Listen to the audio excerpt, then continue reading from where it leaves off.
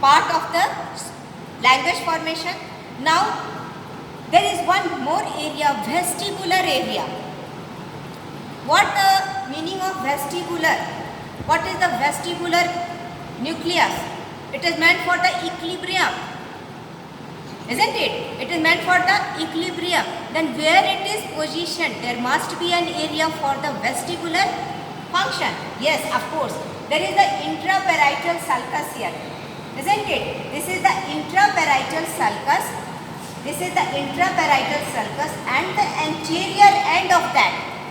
Anterior end of the intraparietal sulcus. This is the intraparietal sulcus and the anterior end of that there is the vestibular area, and this vestibular area is nearby on the sensory area where there is the representation of the head and neck, because the muscles, the proprioceptive impulses which are coming from the head and neck region muscle, that will participate in the formation of the vestibular function. Okay, that's why it is present here on the where there is representation of the head and neck area. Okay, so the vestibular area, it is also present on the superolateral surface. Okay, where this is the intraparietal sulcus, just anterior end of that, nearer to the sensory area, that is the somatosensory area,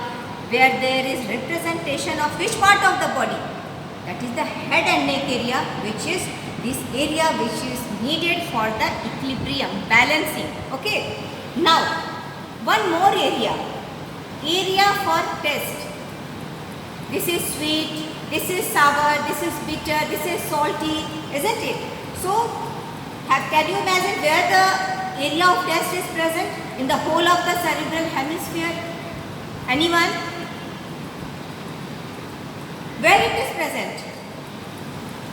The area of the, what is the numbering of the area of the taste? That is 43. It should be present. 43. Yes, 43. area number 43. And where it should be present? Motor or the sensory gyri? Motor or the sensory gyri? It should be present. It is a type of sensation test. Special type of sensation, test sensation, isn't it? So, it is present on the lower aspect of what? The general somatosensory area, and also on the superior wall of the posterior ramus of the temporal, lateral sulcus here. Okay, so this is the area number 43, and here it is the representation of the tongue. That's why it is present over here. It is very important for the objective as well as the viva, isn't it? Area for the test. When there you will ask the test pathway, isn't it? Test pathway, then you have to say the test area, it is situated over higher center here. So, one more, a very important nomenclature, and that is the frontal eye field. Okay, where it is present? Frontal eye field. It is a motor part. It is related with the conjugate movement, voluntary conjugate movement of the eyeball. Suppose I have to look the right side. I am moving my eyes towards the right side. This time there is a conjugate movement of both eyes towards the right side. When I want to see the left side, there is a voluntary conjugate movement of the eyeball on the left side. So which area it is governing this type of movement? That is the frontal eye field. And where it is present? The frontal eye field, it is area number 8. Isn't it? Area number 8, and it is represented in the posterior most part of the middle. This is the middle frontal gyrus. This is the superior frontal, this is the medial, and this is the inferior frontal gyrus. So, middle frontal gyrus, the posterior part of that, okay, that is the area number 8, Brodmann's area number 8, and this area is helpful in the conjugate. When this area is stimulated, it will help in the conjugate movement of the eyeball. Okay, and it is this area, the frontal eye field, it should be related with what? Visual association cortex. That is Peristriate area or the area around the visual cortex. Area number 18, area number 19, it is the visual association area. So this frontal eye field has got connections with the visual association area for this function, isn't it? So then what is sensory agnosia? I am dealing the important aspect of this Brodmann's area. You should know that. Not only the topography, rather you have to understand these areas also. So, what do you mean by sensory agnosia? Agnosia, it is nomenclature. Whenever in the suffix there is agnosia, it is related with the association cortex of that particular function. First of all, am I clear? Yes or no? Sensory agnosia, that means in the past I have must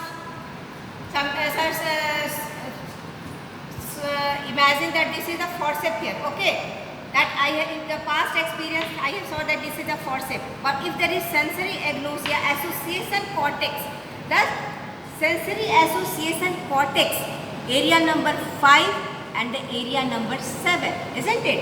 That is the posterior, that is the superior parietal lobule as well as the precuneus. Okay. So these are the area number 5 and 7, the sensory aspect of the body which is represented here, that will be interpreted here, which type of sensation it is. So if the person, if there is sensory agnosia, the patient is unable to make the object that this is the forceps. Suppose I am knowing this is the forceps. If I am suffering from sensory agnosia, then I will not able to identify this object by the feel, the touch, isn't it? Or the texture. I will not be able to understand what object is this. Or when my eyes is closed and if I am holding this duster, I have seen in the past, I know that this is the duster, but if I am suffering from this type of lesion, sensory agnosia, that means there is lesion in the sensory association cortex, but I have experienced that this is the duster in the past, but right now I will not be able to correlate it, this is the duster when my eyes are closed. Then what it is? The sensory agnosia, and a special type it is, that is the tactile astereognosis, when the eyes are closed and the person is not able to identify the object properly holded in the hand, isn't it? So these were the sensory agnosia. Auditory agnosia and visual agnosia. What is the difference between sensory agnosia and the visual agnosia? Again, auditory agnosia, it will be related with what? Auditory association cortical lesion, isn't it? In the previous class we have discussed all this. The area number 22 itself serves the purpose of the auditory association area, isn't it? But the medial geniculate body, it is a relay station in the which pathway? Auditory pathway. Here the medial geniculate body, there is the representation of both the ear. So if there is lesion of one of the auditory association cortex, there is little impairment of the hearing. But in the case there is bilateral lesion of the auditory association cortical area, then it will lead to auditory agnosia, isn't it? What do you mean by auditory agnosia? Suppose I have heard the music of Lata Mangeshkar in the past and I am able to recognize this song, it is of Lata Mangeshkar, of Rafi or something like that. But when there is lesion of both the auditory association cortex, both the sides, the representation in the medial geniculate body, both the sides, so it have to be present that the both the auditory association cortex have to be lesioned to unable to find the sound, which type of sound it is. Okay, so that is known as the sensory agnosia, which differs from the visual agnosia, because in the optic pathway, that is the lateral geniculate body, there is a visual pathway. Suppose I have met somebody in the past, but if that person comes in front of me, now I am not able to recognize him. Why? Because there is lesion there, the visual association cortex, and this type of lesion that is known as the person, when the person will behave like this, then you can say that the person is suffering from visual agnosia. And in this condition, one side, the right cerebral hemisphere or the left cerebral unilateral lesion is sufficient to produce visual agnosia, but auditory agnosia, both sides the lesion must be there, isn't it? Because they are in the bilateral representation of both the ears and the medial geniculate body, either side, isn't it? That is the reason. This makes the difference between the lesion of the auditory agnosia as well as the sensory agnosia. So all type of sensation, that is the general sensation wala sensory agnosia it is there, auditory, that means auditory agnosia, then the visual agnosia.